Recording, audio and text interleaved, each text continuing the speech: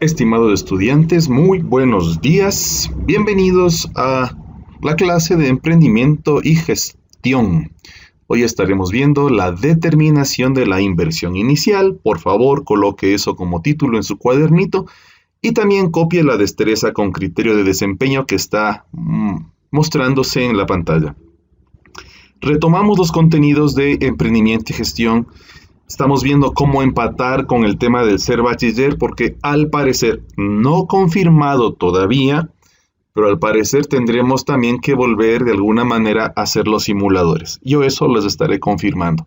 Pero en vista de que ahora el examen de grado va a abarcar contenidos no solamente de tercero, sino de algunas asignaturas durante todo el colegio, nos es importante retomar los criterios o los contenidos de emprendimiento y gestión, preveyendo, de alguna manera, que estos criterios y estos contenidos puedan estar también en la evaluación de grado. No lo sabemos, como ya se dijo varias veces, no conocemos la configuración de la prueba, entonces tenemos que tratar de estar preparados lo mejor posible en cuanto a aprendizajes y a transmisión de contenidos para que usted esté atento.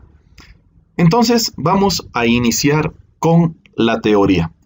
Por favor, tome en cuenta lo siguiente. Esto es una recapitulación de lo que nosotros ya revisamos anteriormente, pero es necesario comprender nuevamente esos criterios, recordarlos para desembocar en el tema central de este video. Primero, nosotros habíamos en algún momento ya dicho que todo emprendimiento, todo negocio tiene costos directos y costos indirectos. Los costos directos, habíamos dicho nosotros, son valores que cubren ítems indispensables para la elaboración del bien o del servicio. Aquí, ojo con lo siguiente, no se olvide de esta palabra de aquí, indispensables. Déjeme coger mi esfero, déjeme coger mi lápiz y aquí está, indispensables. Es decir, valores con los cuales el emprendimiento no puede vivir. Yo necesito cubrir ciertos valores para que mi negocio funcione adecuadamente. ¿Cuáles son estos valores? Sueldos de trabajadores, inversión o gasto en materia prima para la elaboración del producto y el mantenimiento de equipos o maquinarias. Ojo que estos de aquí son valores que nosotros o son categorías que nosotros las estamos englobando o son ítems que están abarcando un subconjunto de productos. Dentro de materia prima, obviamente, están insumos, están la materia prima como tal, están otros valores que de pronto no infieren directamente en la elaboración del producto, pero que ayudan a comercializarlo, como empaques, etiquetas, el sticker del precio, yo qué sé. Dentro del mantenimiento de equipos y maquinaria, no solamente está el equipo y la maquinaria, no solamente está el mantenimiento, también está la compra, la renovación. Entonces, yo he tratado de colocar esos tres ítems como una citación genérica de lo que podrían ser costos directos. Ahora bien, también nosotros tenemos los costos indirectos de fabricación o los costos indirectos del emprendimiento, mejor dicho, que son egresos que si bien son necesarios para producir, son complicados de cuantificar. Costos indirectos. Y aquí viene tal vez la característica importante de este tipo de costos. Son complicados de cuantificar. No se olvide de estas palabras que yo estoy encerrando en estas bombitas. ¿Cuáles son esos costos difíciles de cuantificar? Por ejemplo, el desgaste de las maquinarias, el pago de arriendo o alquiler de las instalaciones. ¿Por qué un pago de arriendo es difícil de cuantificar? Ojo con lo siguiente. El pago de arriendo, si bien tiene un valor fijo mensual que yo tengo que pagar, en cambio, nosotros no sabemos si en el lapso de un año vamos a seguir laborando en esa En esas instalaciones, si tendremos que irnos a una más grande o una más corta, dependiendo de cómo vaya el emprendimiento. Por eso es que se coloca a este pago de arriendo y alquiler de instalaciones como un costo indirecto, no por el monto que sea incierto de pagar, sino porque existiría la posibilidad de que dependiendo de cómo vaya el negocio, yo tenga que abandonar ese lugar que estoy arrendando ahora o irme a otro lugar o arrendar uno adicional. Entonces esos valores pueden fluctuar, ¿sí? Y lo demás, ¿no? Como desgaste de la maquinaria, yo no puedo saber en qué tiempo la máquina se va a dañar, yo no puedo a ciencia cierta saber cuántos galones de combustibles mensualmente voy a gastar para transportarme de un lugar a otro. Entonces, costos directos y costos indirectos de fabricación. Déjeme borrar aquí, este es mi borrador. Aquí está, ¿no? Bueno, un dibujito de lo que nosotros estamos diciendo. Vamos a borrar todo esto. Quiero borrar, no se me activa el borrador. Bueno, vamos a la siguiente. Ahí se borró. Costos fijos y costos variables. Estoy trabajando con una nueva aplicación para educación virtual que se llama Pandectas, por eso usted aquí abajito ve la P y quiero tratar de trabajar acá, pero está un poco complicado, así que me disculpa algunas cositas. Costos fijos y variables. Costos fijos son egresos de dinero que siempre se deben cancelar. Esta es la prerrogativa de los costos fijos. Siempre se deben cancelar, independiente si el emprendimiento ha generado o no rentabilidad. Pero, profe, ¿cómo voy a pagar algo si me está yendo mal? Pues si arrendaste una casa, un departamento, una oficina, una bodega, un garage para vender tu producto, vendas o no vendas, tienes que pagarlo. Es así de sencillo. Dentro de esto, de estos costos fijos, ojo con lo siguiente, un costo fijo no siempre es un costo directo, un costo fijo no siempre es un costo indirecto. Entonces, estamos haciendo esta discriminación entre costos directos e indirectos, costos fijos y variables. Por favor, no se vaya a confundir con esto. Dentro de los costos fijos están el pago de arriendo, los sueldos, las mensualidades de los préstamos, los servicios básicos y la seguridad social. Aquí le hago yo notar algo. Por ejemplo, este de aquí, los servicios básicos. Es un costo fijo, pero de acuerdo a la clasificación anterior, entendiéndose como costo indirecto a algo no cuantificable, un servicio básico sería un valor o un costo indirecto a la vez. Porque no se puede cuantificar. Yo no puedo decir, a ver, el mes que viene voy a gastar solo $10 de luz. Y en junio voy a gastar $8 de luz. No puedo hacer eso, porque todo va a depender de cuánto consuma yo. Costos fijos. Y los costos variables son aquellos que aumentan o decrecen en función del volumen de la producción. Ojo, aquí el tema es en función del volumen de la producción. Es decir, a mayor producción de un bien o de un servicio, mayor monto de costos variables, ¿sí? Entonces considere eso. La materia prima, la mano de obra que se contrata ocasionalmente para un determinado trabajo, los costos de entrega y distribución de los productos y las comisiones a los vendedores. Esos son algunos rubros de costos variables, ¿sí? Entonces, hasta ahora hemos visto 4 definiciones. Costos fijos, costos variables, costos directos, costos indirectos. Entremos ahora a algo que se llama los gastos del emprendimiento. A estos también algunos libros de emprendimiento le van a llamar costos operativos, costos de producción, costos operacionales, ¿sí? Que nosotros ya explicamos alguna vez. La mano de obra directa, la materia prima directa y los costos indirectos de fabricación. Con respecto a la mano de obra directa, hay que apuntar entonces lo siguiente. Dice acá, remuneración que debe ser cancelada a los colaboradores del emprendimiento. Eso es el rubro mano de obra directa. Este costo o este egreso de dinero se va a registrar registrar el rol de pagos de los empleados o en las facturas que ellos entregan para poder pagarles. Entonces, cuando hablamos de mano de obra directa, hablamos de sueldos, básicamente sueldos. Esto es la mano de obra directa, ¿no? La remuneración que se registra en el rol de pagos o que se registra cuando un empleado entrega una factura para que se le cancele su asignación. Hablamos de otro costo de producción, que es la materia prima directa. Cuando hablamos de materia prima directa, entonces nosotros nos estamos refiriendo a todo tipo de material, ojo con esto, todo tipo de material que se requiere para la producción. Todo tipo de material que se requiere para la producción. Ojo con lo siguiente, por eso se llama materia prima directa, porque afecta únicamente a lo que se necesita para producir el bien o el servicio. Todo lo que se requiere exclusivamente para generar el producto.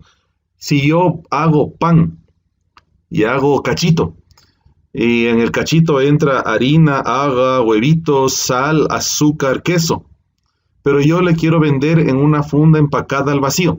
La funda empacada al vacío no es materia prima directa. Si le quiero poner un precio en la funda, ese sticker o esa cosa que yo ponga como precio, con el precio, nada tiene que ver. Únicamente en materia prima directa entra aquello que yo necesito para producir específicamente el producto. Acá sí, en los costos indirectos de fabricación, dice acá, cubre factores que no necesariamente están vinculados a los procesos de producción. ¿Sí? Cubre factores que no necesariamente están vinculados a los procesos de producción. La clave aquí es no necesariamente vinculados. ¿Sí? Entonces, ahí sí viene lo otro, lo que yo le decía. Para una panadería, entonces, un costo indirecto son las fundas en las que entrega el pan, por ejemplo. Para el señor que hace delivery, para el señor que entrega cosas a domicilio en este momento, sobre todo, un costo indirecto de fabricación en el servicio de entrega,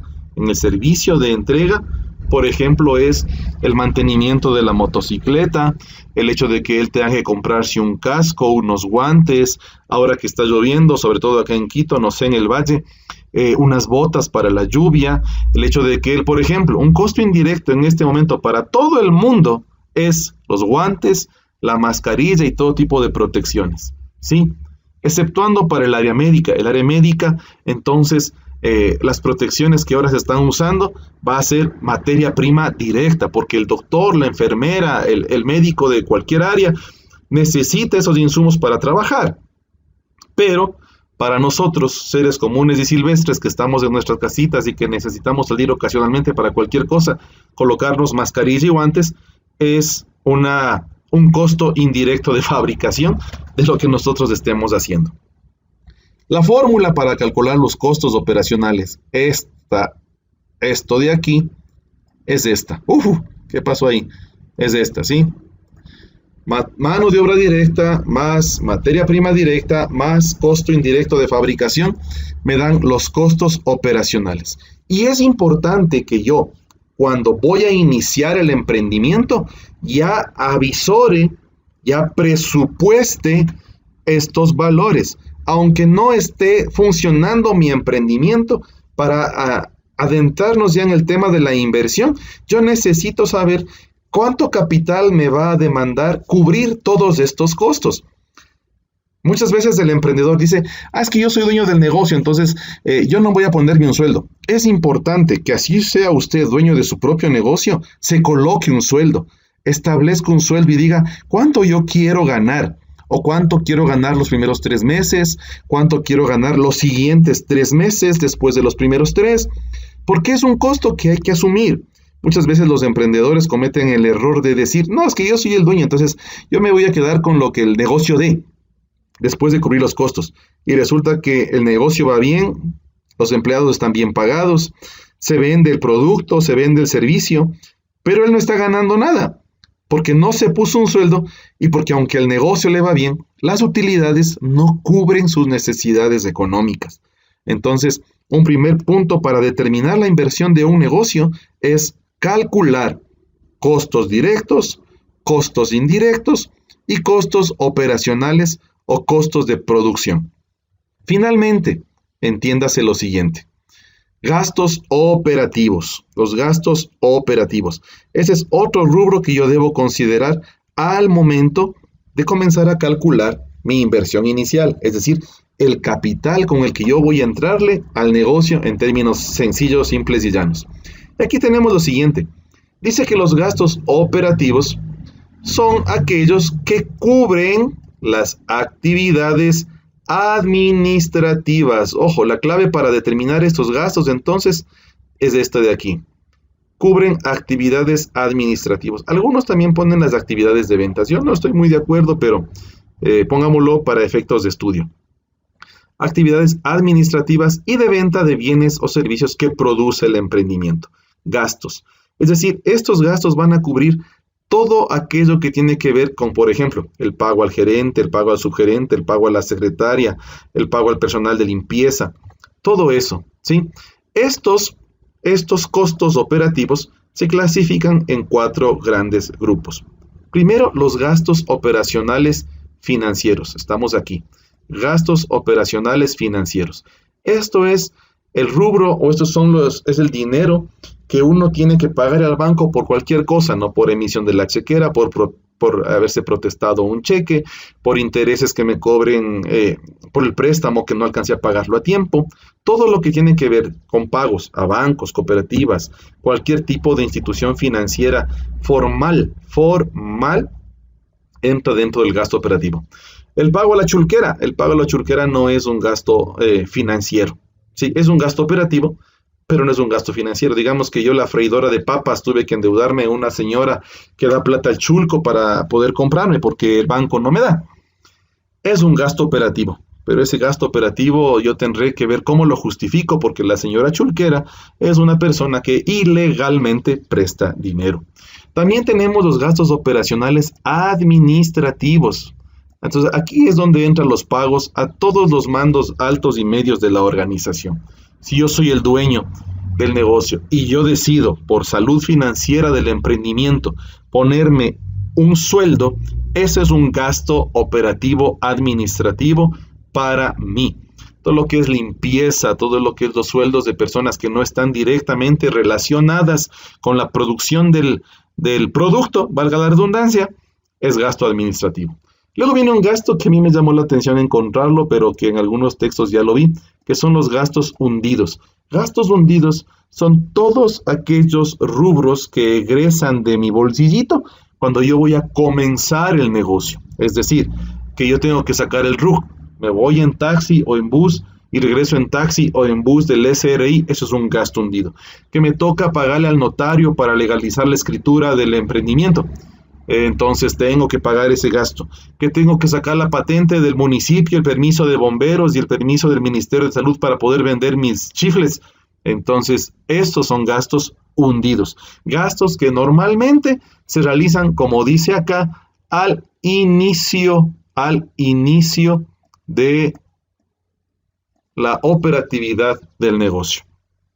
Y luego tenemos los gastos de representación, aquellos gastos que normalmente cubre toda la operatividad del área de ventas. Entonces, si yo contrato un vendedor y le digo, verás, te voy a pagar por comisión, más los pasajes, ¿ya? Te doy, qué sé yo, $50 mensuales para pasajes y te pago las comisiones de las ventas. Nada más, eso es todo lo que te pago. Ese valor o esos valores son gastos de representación.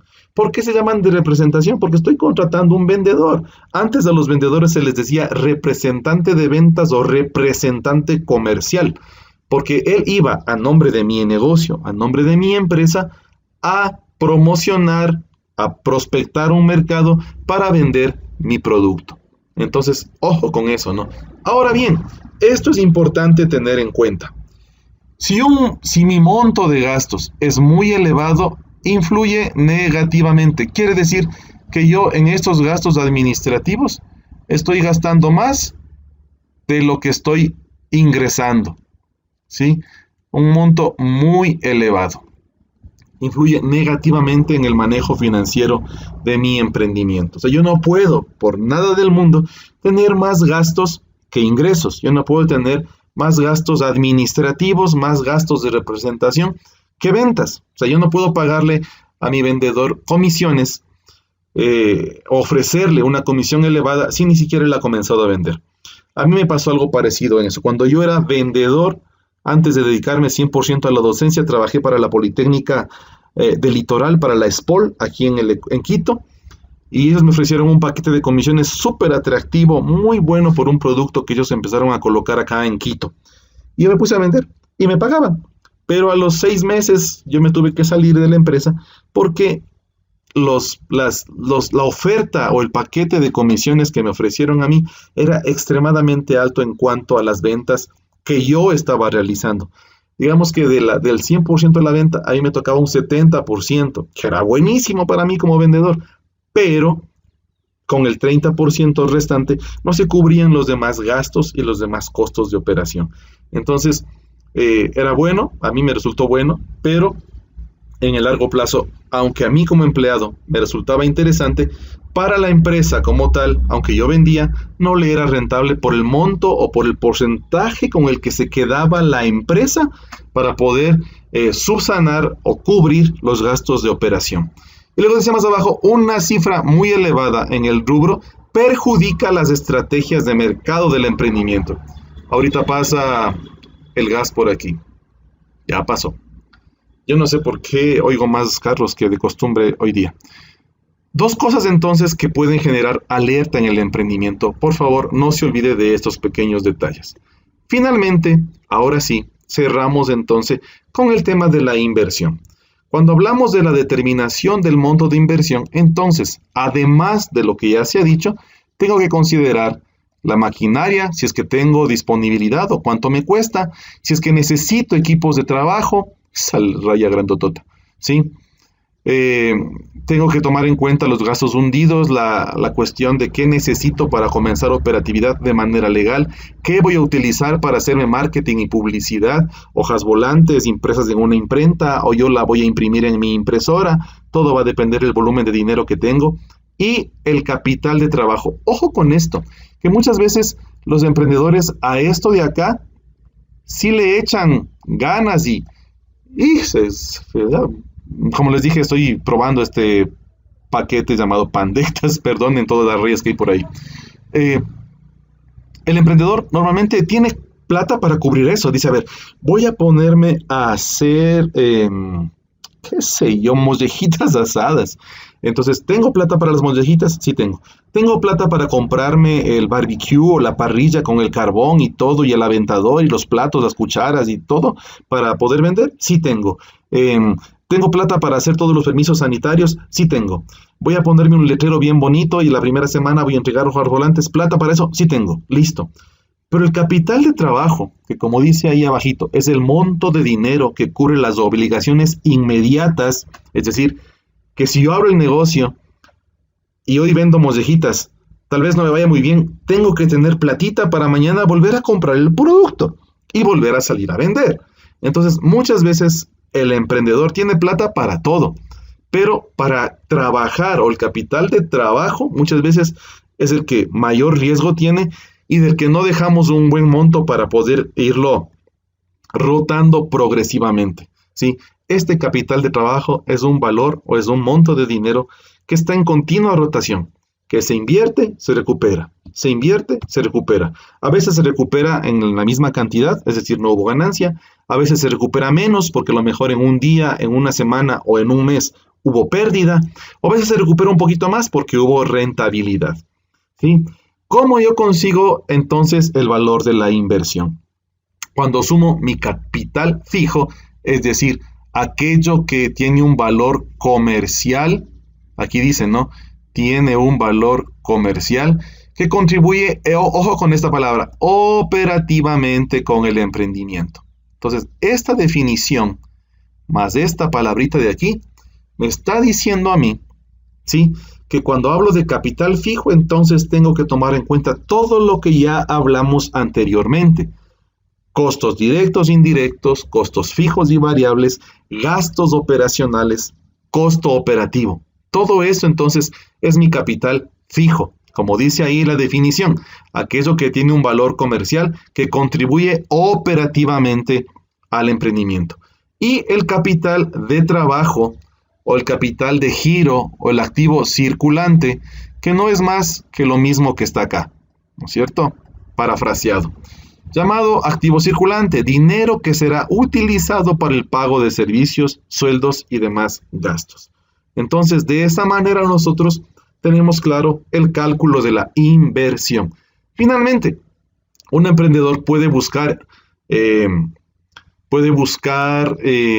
fuentes de inversión en varios lugares. ¡Ay, perdóneme, regreso! En varios lugares. Instituciones financieras, a través de la preventa, a través de socios comerciales y en última instancia familiares.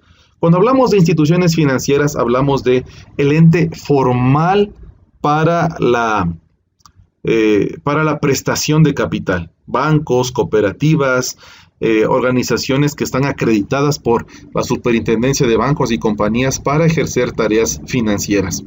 También podemos hacer algo que funciona bastante bien, que se llama la preventa o la venta anticipada del servicio o del producto antes incluso de que sea fabricado. Eso es buenísimo. Yo alguna vez trabajé en una empresa y también tuve un negocio que hizo preventa y eso era genial porque te permite recuperar capital para producir el bien y en un determinado tiempo entregarlo. Y si eres serio y cumples con los plazos, las personas, potenciales clientes y clientes después, trabajan perfectamente con eso. También existen socios comerciales, es decir, yo sé cómo hacer las mollejas asadas, yo sé la sazón, sé los chimichurris, sé las zarzas, sé todo lo que sea. Pucha, qué ganas de mollejitas en cuarentena. De ganas dije ese ejemplo. Pero no tengo la plata, no tengo el dinero para poder hacer esta inversión. Entonces puedo asociarme con alguien que a lo mejor tiene el capital, suma ese capital a mi experiencia en la elaboración del producto y de esa manera comenzamos el emprendimiento. Pero si ninguna de las tres anteriores da resultado, la última, la que no se recomienda mucho, es la de ir a un familiar, a un amigo, a algún conocido que tenga la disponibilidad financiera de invertir en el negocio y hacer un préstamo informal, obviamente bajo los riesgos de perder el mercado, perder el cliente, perder el amigo, todo lo que usted quiera ponerle como etiqueta a esa persona. Entonces, de esa manera hemos cubierto esto del cálculo de la inversión, entendiendo costos, sus clasificaciones, gastos, sus clasificaciones, y la forma en que se debe calcular la inversión. Chicos, gracias por la paciencia, gracias porque pude escuchar lo que he dicho, mil disculpas por los rayones, tachones y errores de la presentación. Como le dije, estoy aprendiendo Pandectas, este programa nuevo para rayar sobre las diapositivas. Cuídese mucho, que Dios le bendiga, le extraño. Bye, bye, bye, bye, bye, bye.